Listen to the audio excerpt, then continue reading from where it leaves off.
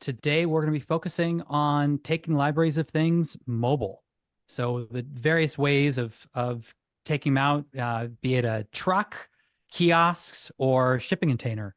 So we've got three presentations. We're going to, after we hear from each presenter, we'll have an opportunity for Q&A, and then we'll move on to the next presenter. So without further ado, I'm going to pass it to our first presenter, Morella. Thanks, Tom. Hi, everyone. It's a real pleasure to be here.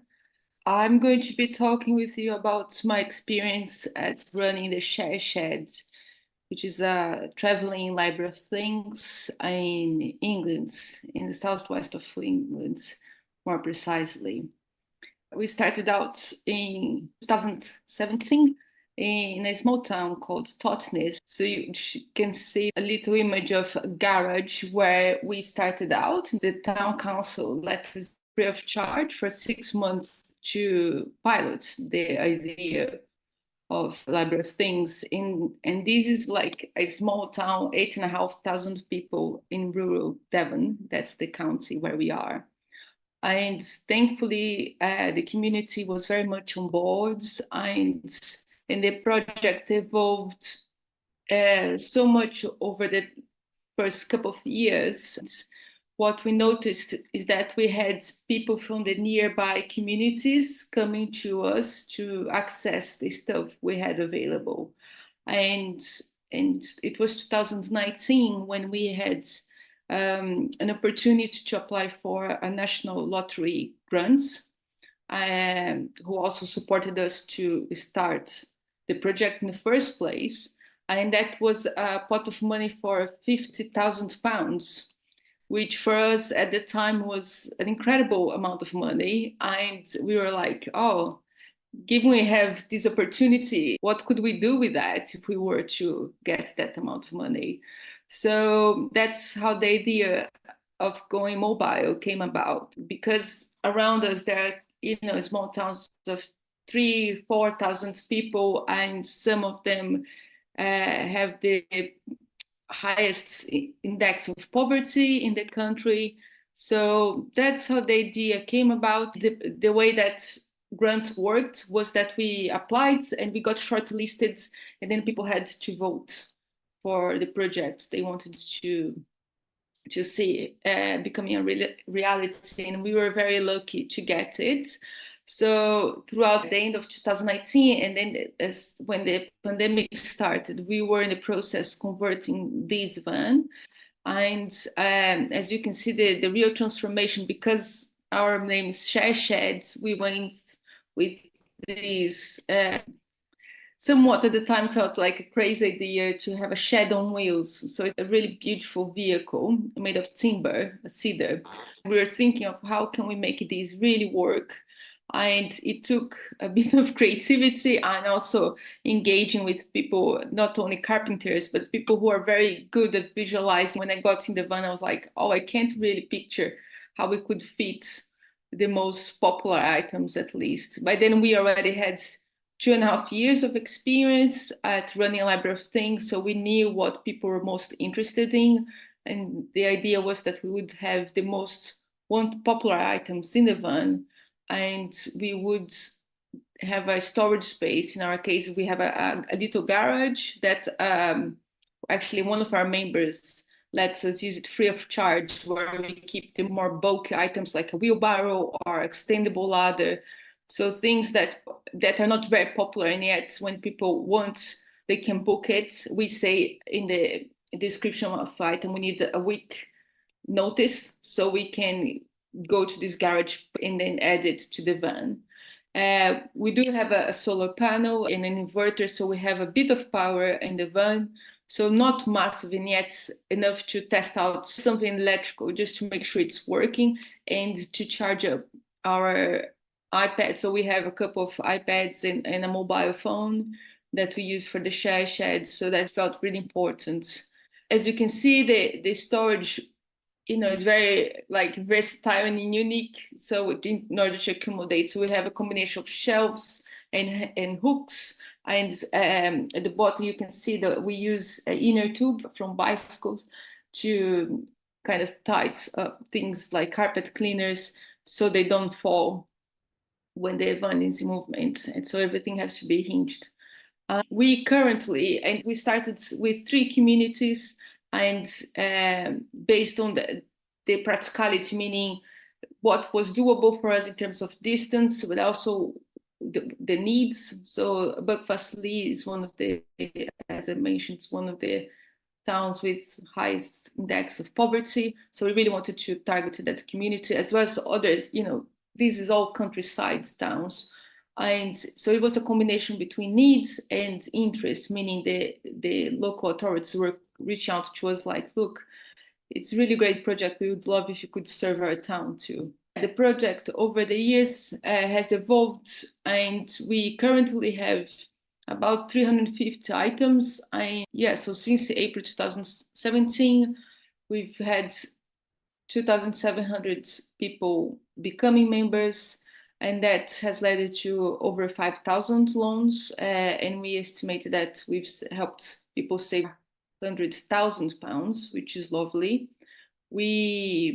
We're a combination of 2 part-time staff members, and we rely on the kindness of our volunteers in order to run the service, because ideally we want to have a staff member when the van is open, along with the volunteers in terms of health and safety, having 2 people there. And we are very also lucky for it because we have various repair cafes in these communities. So we currently serve 7 communities, and 3 of them have established repair cafes. We liaise a lot with them in terms of maintaining our items. And just out of curiosity, these are the 10 most popular items in our case here in England. In terms of challenges and opportunities, I wanted to share that unfortunately we did have this very unfortunate occasion that our van got broken into, and that was a real learning experience, as far as it was the first time we ever left the van not where it usually stays overnight, which is a car that has lockable gates and CCTV cameras. It was literally a one-off occasion where the main staff member who drives the van, my colleague Mark, just because of the logistics, wouldn't be able to get the van from where it is in the following day. So we left in a public space where we were meant to be open the following day, and as he got there in the morning, the van had been broken into. Sadly, a few things had been stolen, and the reason I'm sharing that is, one, it was a hard learning, in terms of how we have to leave it where it's locked and it has a CCTV camera. And at the same time, the flip side was that this is the most popular social media posts. We, out of that, got a lot of publicity, and the local newspapers were contacting us and sharing our story. And out of that, I find it very moving. A lot of people started donating money to us because they were just touched by what we're up to. Unexpectedly, we then gained a lot of attention. So it's just like one of those, I suppose, unexpected things that we went through. And just wanted to share also that as well as volunteers, we have a team of people, like of drivers, because I actually don't drive the van. I'm the person who is doing the everyday admin and fundraising and comms, and is an inconvenience that I can't drive the van.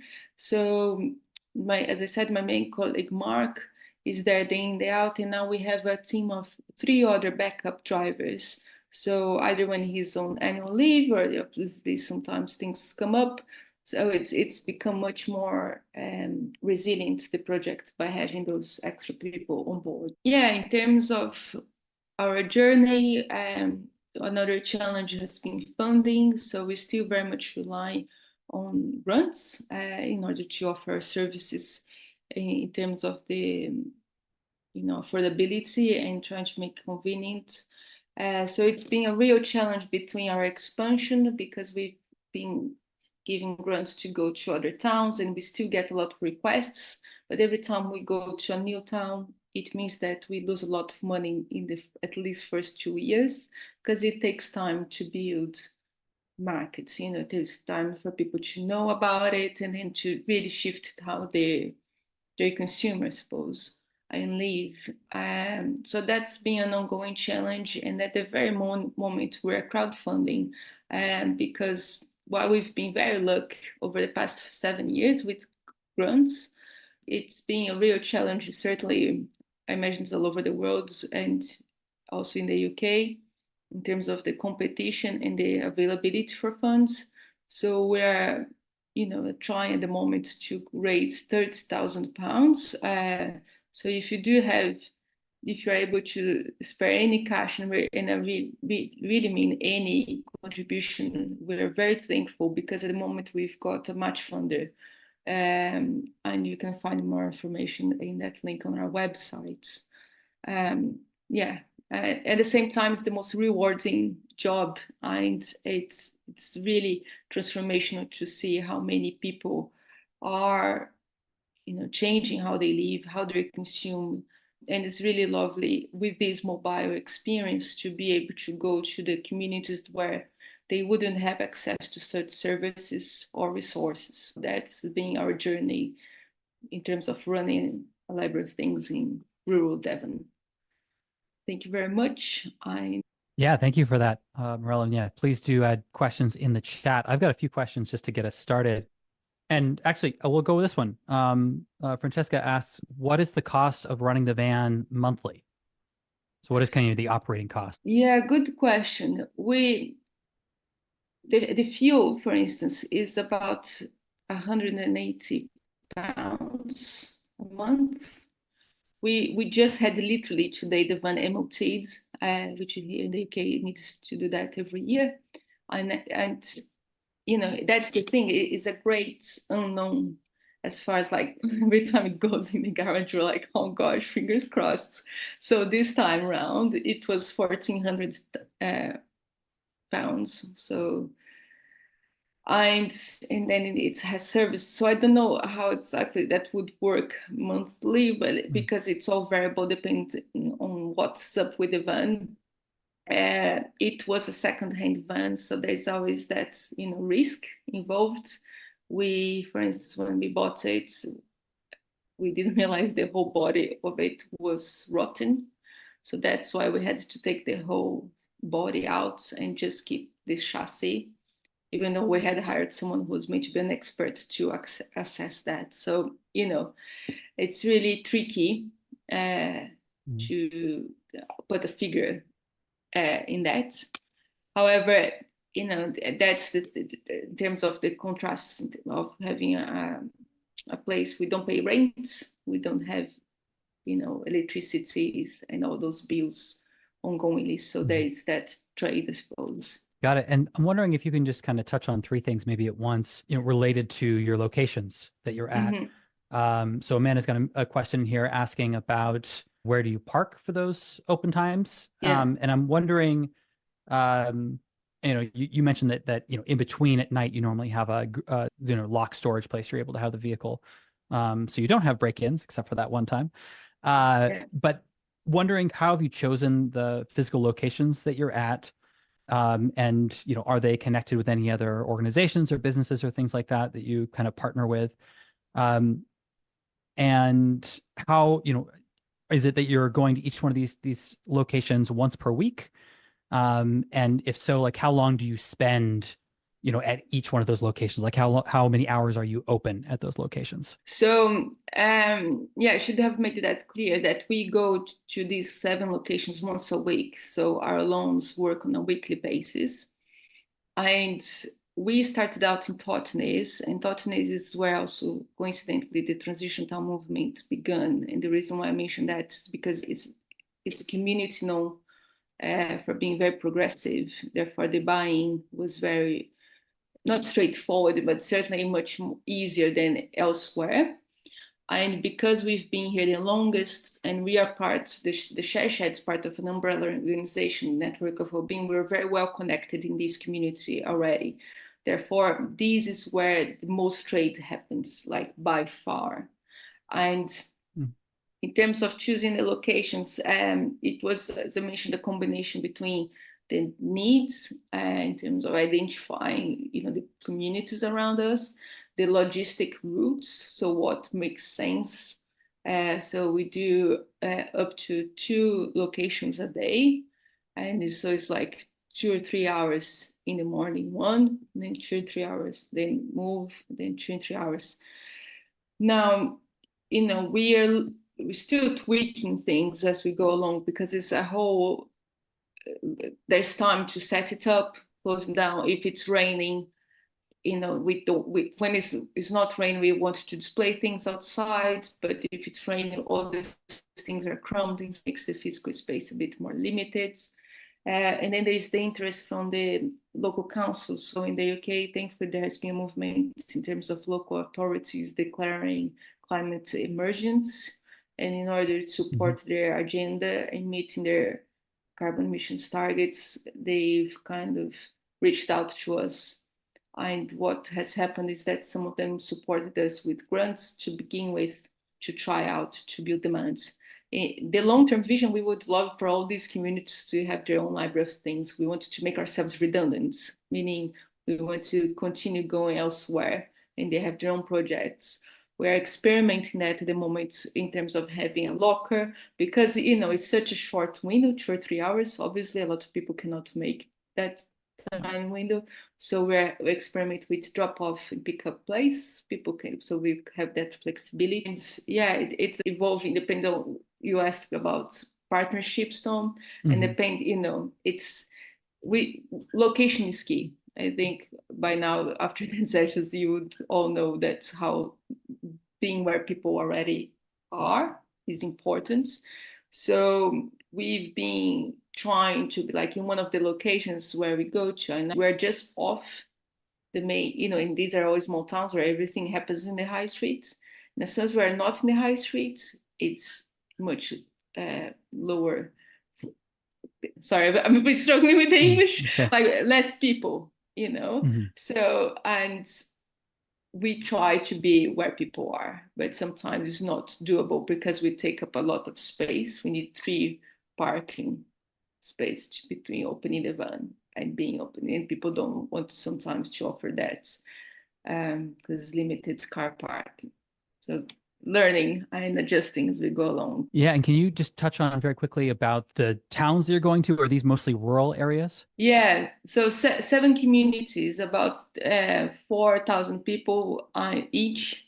And so that our latest expansion was to 2 bigger towns, so 13,000 people each.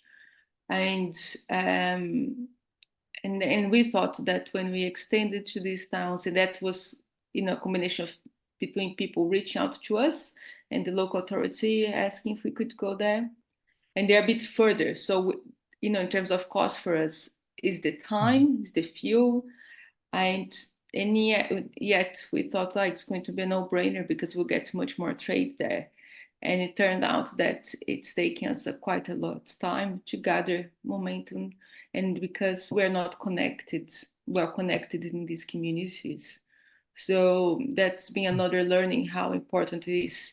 What we're trying now is to connect with the connectors in the towns. Who are the people who are on the ground, who know everyone, who is involved with all the projects, so that there has been a gap between our intentions and our ability to really engage with the community. Because where I live, I'm talking with people where Mark lives, it makes a lot of difference. So that has been an interesting learning too. Thank you. And there was another question just about, whether or not the share shed requires any type of special commercial driver's license to be able to drive. And if so, is that certification for volunteers that are driving covered by the organization, or is that something that expected of the volunteers to be able to get themselves? So no, in our case, we went with a van that's up to 3.5 tons that it doesn't require a special license. Because we're in Devon, in this account where the roads are really narrow. So that was also something that we had to take into account. It's different if we run a city and you could have a bus, for instance. It's just in terms of practicality. That was an aspect, but no, it doesn't require special license. And the drivers, because the drivers are also the people who open up and serve the customers and deals with money, they're all paid members. So the volunteers are helping us running alongside it, but whoever is driving, because of the level of responsibility it entails, our model, is that these are staff members. And another aspect is the insurance. So it makes a lot of difference. We wanted for insurance to be any, rather than named drivers, to be any drivers over 30 years old, because that really affects the price. So that's how we worked out. It just happens that our drivers are over 30 anyway, and that makes it much more affordable. But rather than having the 4 people who currently drive, because sometimes none of them are available, we've had occasions when we had to get someone like who can drive, and so that was another aspect to consider. Thank you. And just final, because we need to wrap up and move on to our next presenter, but I wanted to ask you, one, you talked about the issue of the share shed getting broken into the one time you didn't put it into your normal storage.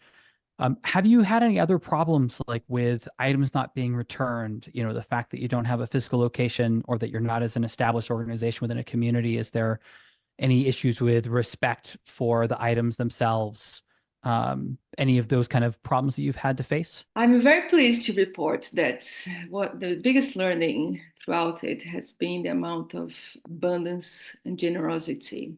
So when we started out, there was a lot of mistrust, and that was something very interesting to navigate, and a lot of fear.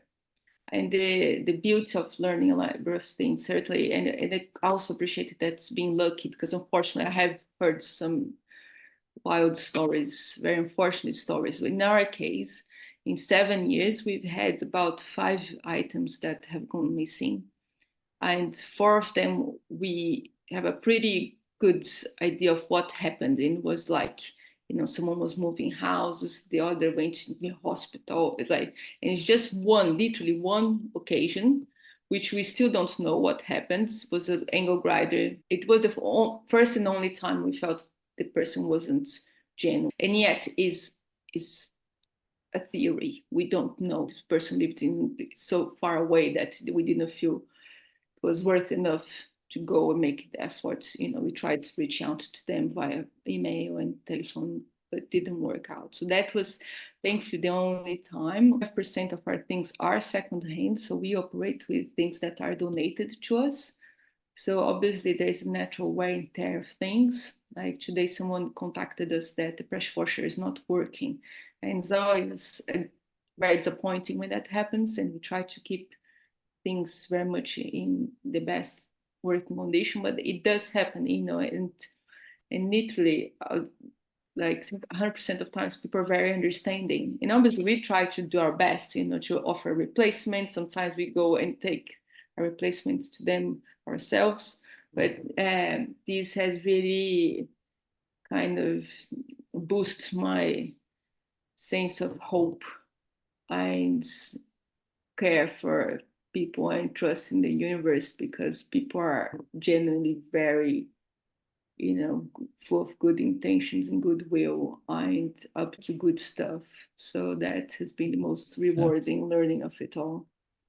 And just final question from Teddy is, what if someone can't return an item when the share shed is back in their community? Are they charged a late fee, or how do you work that out? So they can be extended online. We use Land Engine as our software, and they can, even to return to another town, which is also great because sometimes that works for people. And yeah, we do, if they're going to have it for one more week, we charge for an extra week.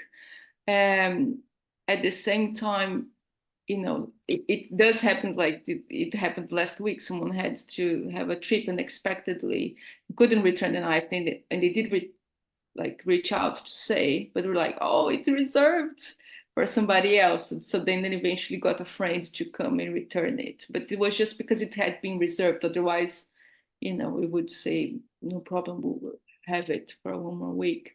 But another aspect of our project, and I'm proud to share that we made very sure that we didn't want money to be a barrier for people to use our services. So we state that on our website, and while we obviously rely on the income we generate, we also have at the core of our mission that people, especially those who need the most and cannot afford things, still reach out to us, and we say, look, just make a donation, whatever works.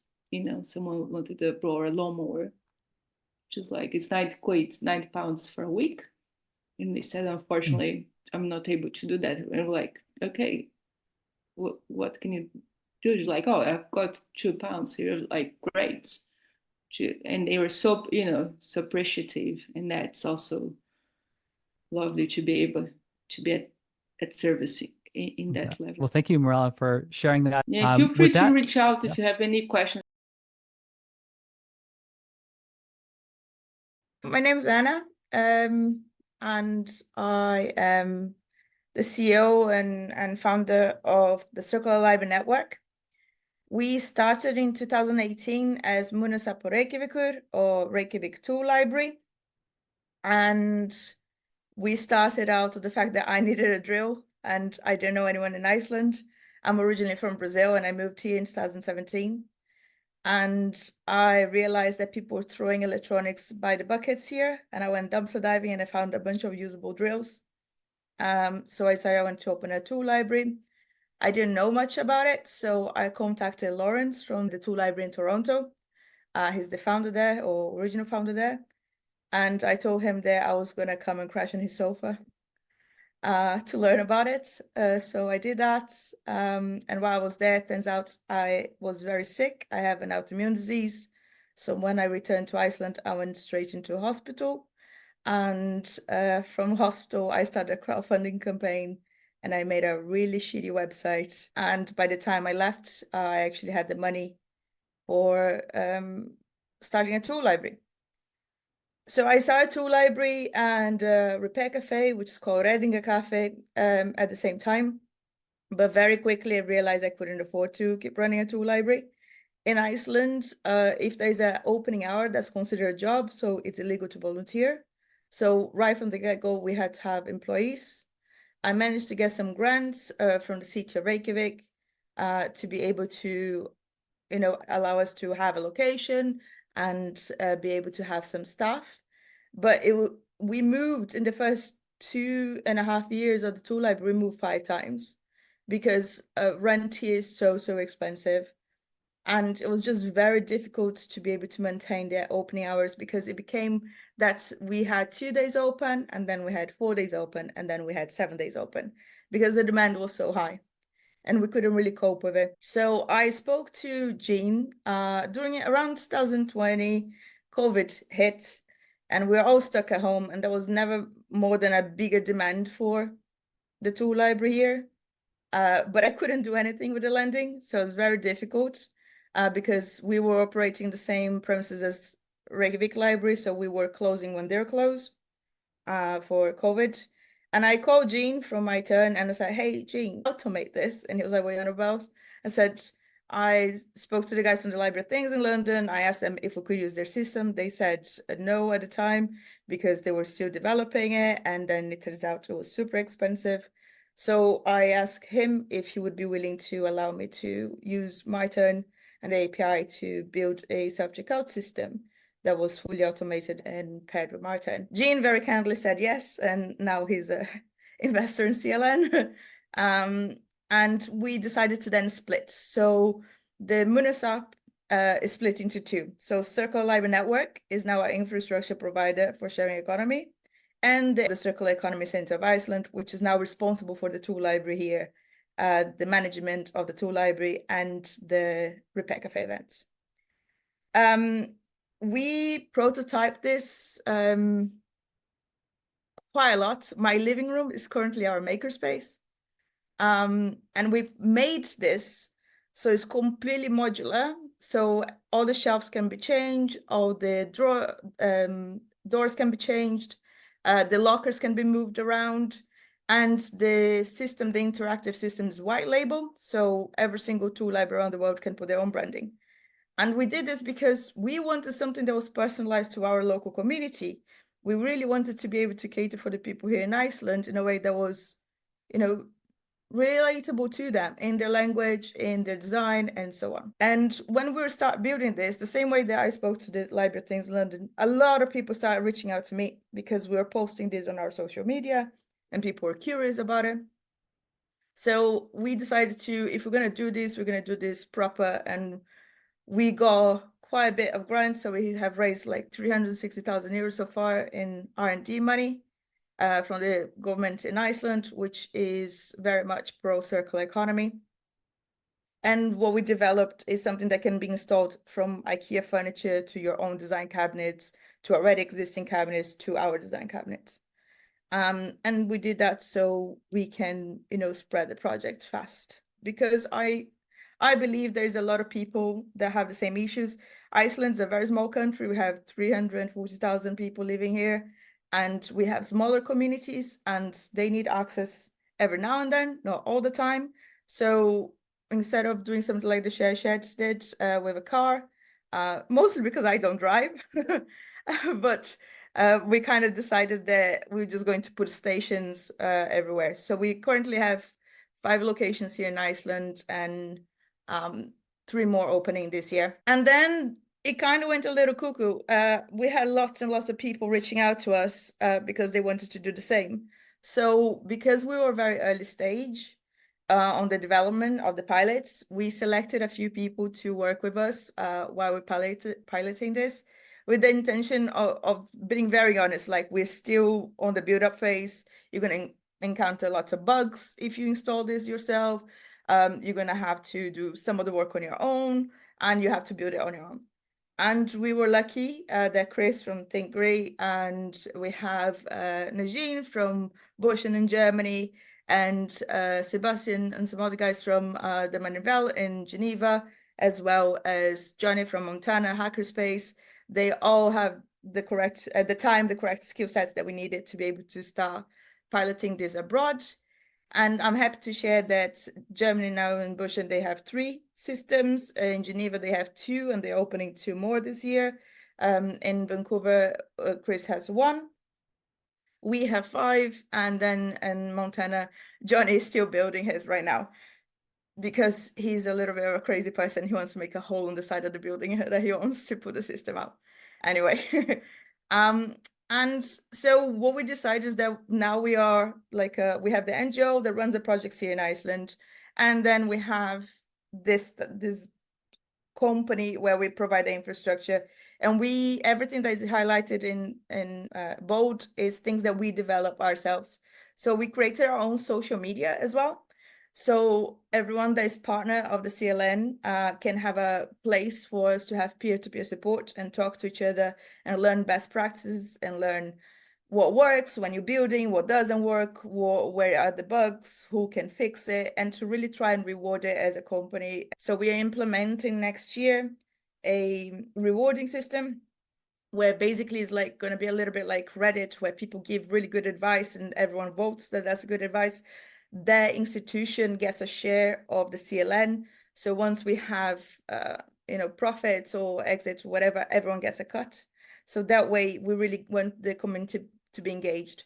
And right now with the hardware, it's pretty cool. We managed to make it so simple that like it's all like Lego for adults. All the electronics are just click on. And we still have some R&D to do, so we're waiting now to hear back from other grants that we're working with specifically for R&D. The software, we use My10, but we are also implementing some of our own sections. We now have an app that is about to launch soon, hopefully, and then people will be able to download and take a look at it. to be able to use the My Turn interface for borrowing through this app, so you can go around. So the plan is to really make this into a network. So let's say you have a membership in Reykjavik with the tool library here. You can go to Germany and Buschen and you find one of those systems, and then you can log in into their system and be able to borrow from there by just paying their local fee. So we really want to connect everyone together so we can spread sharing in an effective way. All the items we have in Reykjavik are donated or I dumpster dive them and repaired. My background is in conservation, restoration, or historical objects, but I prefer to repair toasters. So, you know, it is what it is. And I also have a background in life cycle assessment, working really hard on creating a database of emission savings versus emissions produced. And that's a project under the NGO as well. I find funding for students every year to do life cycle assessments of Icelandic raw materials, which is kind of hard. And I think this is my little hero video. I hope it's not too loud, but I just want to show you guys what it looks like when someone uses it.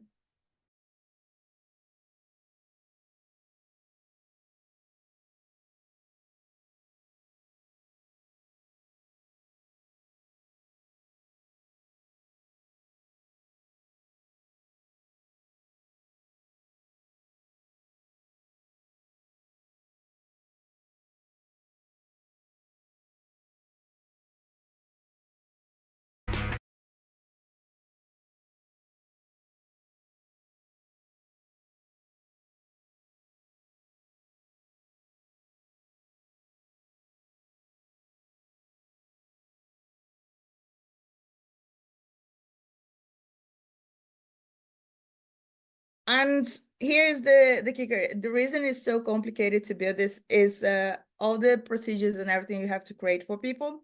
So for our standard system that we created, we made an IKEA style assembly guide. It took us a year and a half to do it. Honestly, I have a whole new level of respect for IKEA because it is really hard to make an assembly guide that people understand and know how to use it. So you can see our tool libraries in the back room there. We still have one main tool library. We now only opening during the summer because it is too expensive for us to run year round. But we have the self-checkouts in the libraries around Reykjavik and in the swimming pools, which are very popular here, opening this year. And those are the ones that supports the community year round. And yeah, that's about it. And I'll stop sharing. That was excellent. I'm definitely excited to learn more about this project, as I can see others are in the chat as well. And please do, everyone, add some questions in the chat. I've got a number of questions to get us started. I'm wondering, how much does it cost to build one of these kiosks? So this is the really cool thing, right? So if you're using an IKEA system, it costs you the €1,000 flat fee that is the electronic kit from us. And we don't make any money on the electronic kits. We literally just want people to do it. Where we are making our income right now as a company is that we share the funds 50-50 with My Turn. My Turn, for those who don't know, is an amazing software. Gene is a genius. And he's done a fantastic job. If you don't know Gene, he's one of the original Seattle tool libraries founders 20 years ago, so this guy really knows what he's doing. And is a joy working with him because we can create and develop this stuff. I just want people to share more. A little bit frustrated with the tool loops they're coming up and trying to do something that I'm passionate about. I don't really care for the money. That's never been a thing for me, but I want to make this simple so you can make the system. If you do it yourself, you buy the plywood on your own. If you have access to a fab lab, you can make it as cheap as €2,000. Especially now that we're launching the app, you're not going to need a touchscreen interface. That's going to be even cheaper because right now the touchscreen is one of the most expensive parts of the system. But you can use a tablet. In Vancouver, Chris just used a tablet he owned and a Pi system to run the whole system, which is totally doable because that's the whole point of it, is to be scalable. I think what we really found out is that people don't have the skills. So this is very interesting. When it comes to building, just because you work in a tool library, that doesn't mean that you have lots of building skills. So what we want is to make something that is simple for those who don't. So that's why we are focusing on IKEA furniture. Also, on a point on that, The Kallax system from IKEA is one of the most thrown away pieces of furniture in the world. So if we can upcycle that, 2 in 1, right? So it can be as cheap as 1,000 euros if you already have the Kallax, and as expensive as 20,000 euros as it was our first ever prototype, which I built it myself. And it was not great. So another question coming in from Dagan to begin with is how do you determine what tools or items are needed at any individual location? Is it fixed, or are there different materials made available over time? So we have fixed items that we change every 6 months, but we put out a vote to the members. So if you live near one of the locations, your postcode is the same as one of the locations, you get to voting what you want available on that location. And then we do a pop-up with the tool library every summer for things like lawnmowers and things like that. This is Iceland. It's not sunny and able to mow grass all year round here. So we do have, like, for example, an ice cream machine, extremely popular. Icelanders love ice cream, go figure. And then projectors are super popular, carpet cleaners are super popular. So we have those in each location. And then we change other items. Like, for example, in the winter, we have a snow shovel. And then in the summer, we have camping gear. We just swap things around. We do the best we can with, the 6 months period. We do every 6 months. We wanted to do every 3 months. But because right now, I'll be very honest, I'm doing so much. I am running the NGO and then running the tool library and running repair cafes and running a startup now, which now I'm a tech company. I didn't sign up for it, but that's where we are now. So hopefully in the next couple of years, I can establish something more sustainable where other people will be managing the system. Iceland has a really good program about hiring unemployed people, so we can actually get some funding to hire people that are unemployed. And this might be a good work for people with disabilities as well, so we might be able to find funding to get people employed in those areas. But Iceland is illegal to volunteer for opening hours, and that was one of the biggest pushes that we had to move this forward. Wondering, how does the API connect if you're already using MyTurn for your existing library? So do the kiosk locations function like another branch location? Yeah, it does. So basically you can have one MyTurn that manages multiple locations. Are people getting memberships for the central library of things, and then that extends to all those, or are there specific memberships for like a local kiosk? We have 3 types of memberships. We have a membership for the tool library that allows you to borrow from everywhere. A membership is specifically for kiosks if you have a library card, because most of our kiosks are in libraries, so we do a cheaper discount. And then a membership if you don't have a library card. But basically, since we start working with the libraries, we increase their foot traffic by 15% and membership numbers. So it's super impactful to be able to collaborate with them. When I first started this, they were very skeptical, and now everyone wants one, so it's quite funny. You just talked about different membership levels. Do you charge for a general monthly or annual membership, or for per use, or kind of how does that work? So right now, we personally charge membership, so per year. But MyTurn allows you to do whatever you want. So you can do rental, you can do borrow, you can do free. We really want to make so it's easy for people to do this on their own. Yeah. Like, that is the point. Like, I didn't start a tech company, which is really funny right now, because we're trying to fundraise, because of the biggest issue I have right now is that whenever someone buys a system from us, electronic, it takes us 2 months to deliver to them, because it arrives here, we build it, and then we send it to them. So right now I'm trying to raise a small round to fund a bunch of those systems, get them all packaged and ready to ship out, and then we can turn that around. But the startup scene, I don't know if anyone has seen it, is so difficult. It's we are not considered desirable because we are people and planet first. We are not thinking of becoming rich off the back of other people doing the job, which is a problem for a lot of people. But I don't care. So Gene is being super kind, and he has been helping us, and we have managed to raise the grants and keep ourselves afloat that way. But I do think that eventually we'll be able to support ourselves through the subscription and so on. It's just a matter of volume. I just want everyone to join in. One concern that I've always had or question about these kiosk systems is around maintenance of items. I think that's one of the things that's really important. Oftentimes what we've seen with, physical locations is that they pass through somebody's hand that checks the tool, makes sure it's operational before they check it out, to reduce that type of, issue of that. How are you doing that with these kiosks? Okay, I'm very proud of this. We created a automated maintenance system. So when someone returns the item, if it needs maintenance, they just click a button and then the item is taken out of commission. We receive an email telling us that the item needs repaired. They receive an email asking them what happened to it. And we got 70% more response on repaired items since we did that, because people are ashamed to tell us that it's broken when they return. So we actually lowered it by making it this way, so they don't have to face anyone. They don't have to tell anyone that there's a problem. It made it much easier for them to tell us that there's a problem. So we have a much higher repair rate. We do a weekly tour. We go around and we check all items once a week. And that generally is where we're at. That was very interesting to find out. Next one is, how are you doing the carbon tracking? Okay, so right now, Myton has worked with the Edinburgh Tool Library, and they created a carbon emission calculator. But as someone who has background in LCAs, that is not correct. Right now, that's kind of greenwashing, so I don't really roll with that.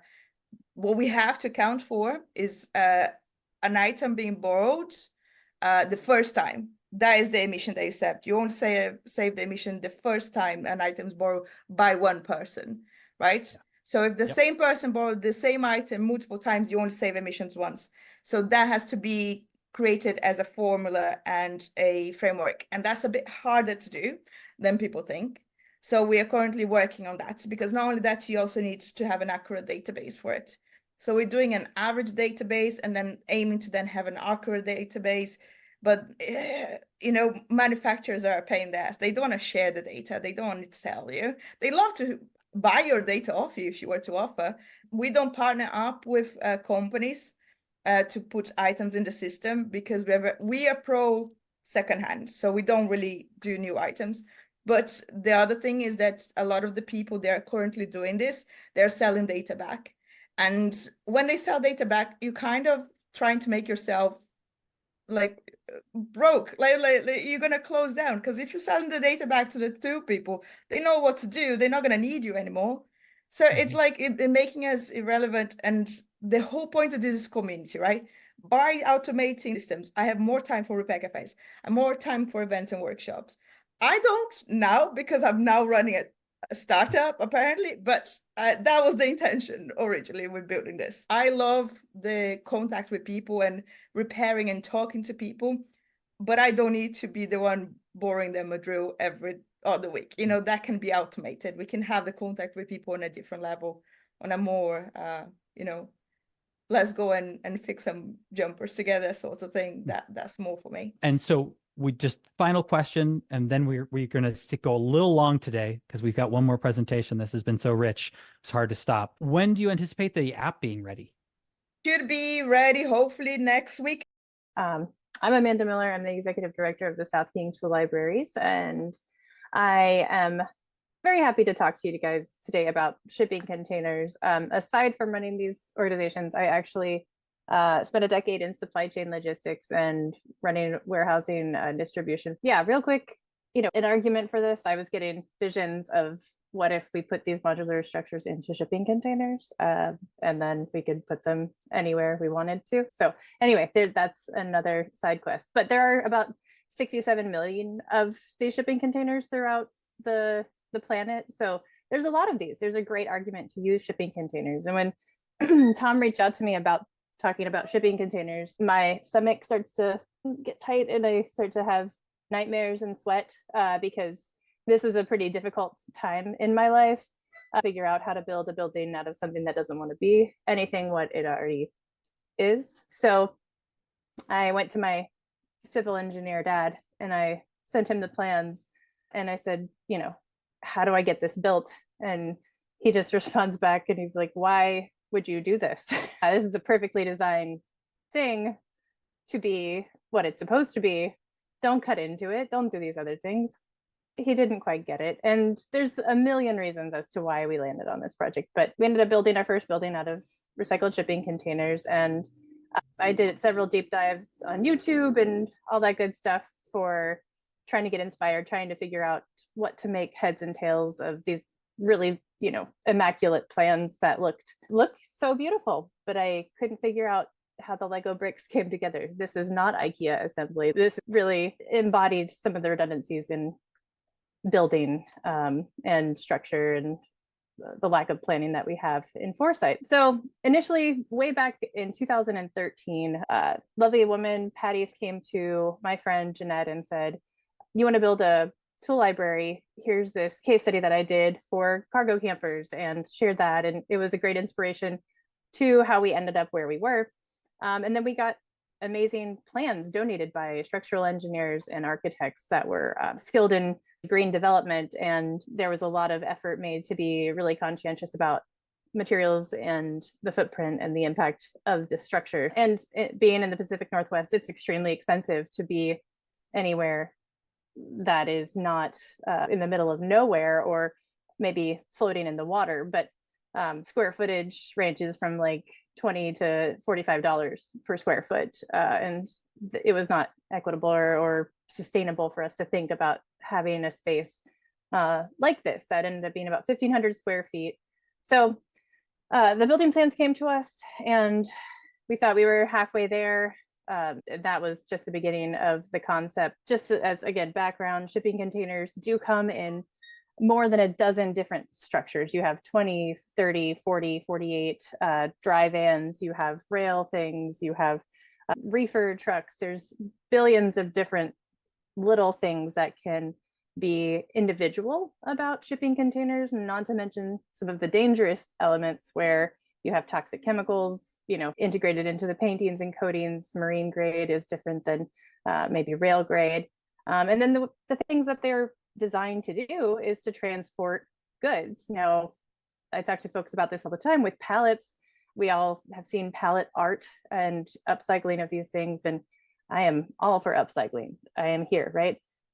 But there are extremely dangerous ways that hazardous chemicals can be penetrated into these vessels. So if someone says, I have a shipping container for you, don't say yes immediately. There's a lot of questions that you got to get, you know, in your belt before you just jump into that endeavor. So 100 square feet for a tool library seems like plenty. It seemed like, how would we ever even fill this space? But we did very quickly. And yeah, there was a lot of WTF moments in the time as well, when we were talking about all the plans that were donated to us, and very simple, not to mention how it grated my nerves that these fonts were so playful, and yet this was so not playful to have to deal with the structure and the implementation for connecting things like wood to metal, and the lack of real design elements that would be sort of basic, you know, I don't know, how do you attach a door?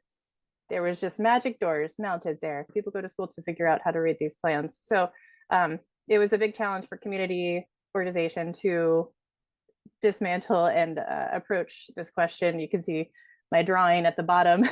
I did a lot of those, trying to make it math in my head about how and what we were doing and where we were going to go with things. I haven't said a lot of positive things yet, but there have been a lot of really great experiences. As Anna just mentioned, just because you run a tool library does not mean that you know how to build things. I often am at this tool library and say, well, I figured out how to do this. There's, you know, not a simple way to go about this. I'm happy to share all of these plans with you guys, but there's a lot of permitting that goes into play with this as well.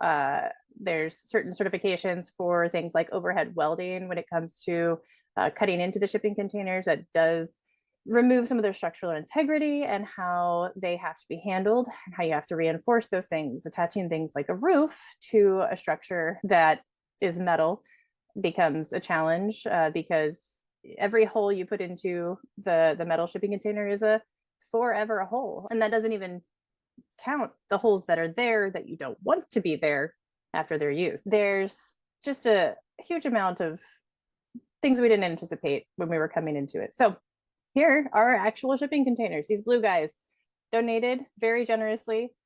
In a time pre-pandemic, there's actually been not going to be giving away any shipping containers probably ever again from this company since the pandemic. For some reason, things have changed. But also the way that these shipping containers are used, they are terminal as well, just like everything that we seem to do as humans, and they don't last forever. You can see they're pretty abused. The things underneath them, they're called chassis. So these are actually port containers that were going to Alaska and back. The Port of Seattle company is Tote Maritime, and they do international shipping, but mostly to Alaska. And just that those journeys, I'm sure you all have seen in the news at some point, those vessels that have the massive stacks of containers going around the world. Those are these guys lifted up by cranes, moved onto trucks. It's not something that is readily delivered and dropped onto the ground or onto footings. So those are things to take into consideration when you're looking at how immobile this would be.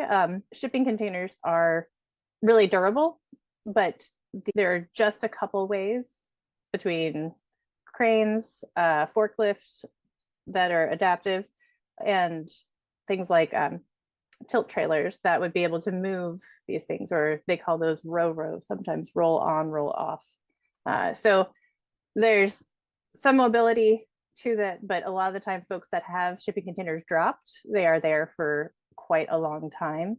And then moving those things would be, that was always our plan, is if we did need to move the tool library, we would be able to do that. We'd have to hire a crane to do that. There's costs, lots of certifications. You would be hard pressed to find a volunteer that would probably be willing to operate a crane, no cost level. So we did incur quite a lot of costs trying to just safely get these things in place. Again, the inspections and certifications, our building ended up being permitted as an outbuilding, or like a shed, which was barely under I think I had to have them remove the deck in the front for the square footage maximum for a shed, because normally people don't have 1,500 square foot sheds put onto their property. And so for us to pass an inspection, we needed to meet all of the standards of an outbuilding. With the electrical installation being permitted correctly, we got to avoid the RF code. I can't remember what RF stands for right now, but that would be building in those metal shipping boxes, the metal sides and top and bottom, usually about 2 feet roughly. So you have 8 feet by 8 feet, 8 feet tall by 8 feet wide, and then usually 40 or 48 feet long. So you would lose a huge amount of space building it up to a RF code, which would involve framing out quite a lot of the inside. So we decided against it. We wanted to utilize as much space as possible. There's a level of, why are we doing this? How do we get these guys? I actually ended up working with a college that had WABO certified welders, which is the certification you need to do overhead welding. And that is for commercial, residential, regardless. Again, no instructions on exactly how to attach the metal to metal. You can't just arc weld different types of metal to each other. So we have 1/4-inch steel to aluminum, essentially, as well as the chemicals you can't see on the right-hand bottom.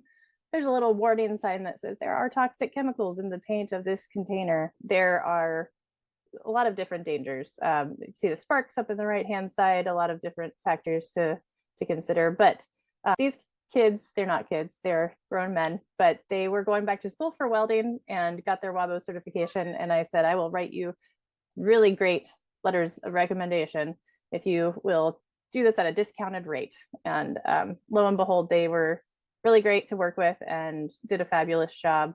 Wanted to show you some of these pictures because we did a lot of things backwards, but they ended up working out well with putting the electricity in first and then having welders come in, because you only have access through those main doors, those 2 big man doors, which again aren't simple to open. So It was a pretty secure building until we cut the holes in it, and then it was not secure. I think we were broken into 3 times when we were under construction. So they actually stole the tools that we were working to build the tool library with.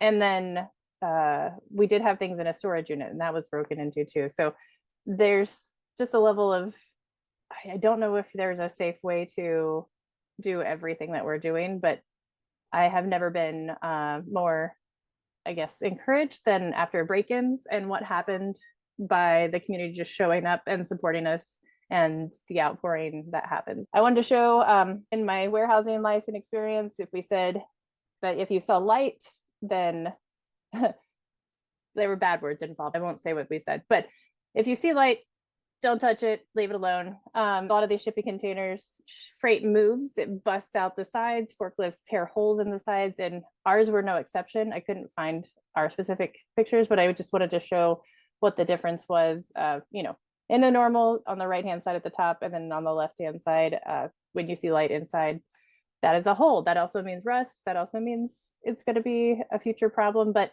there's a level of how you mitigate those and handle that is going to be a big factor in what the fallout would be.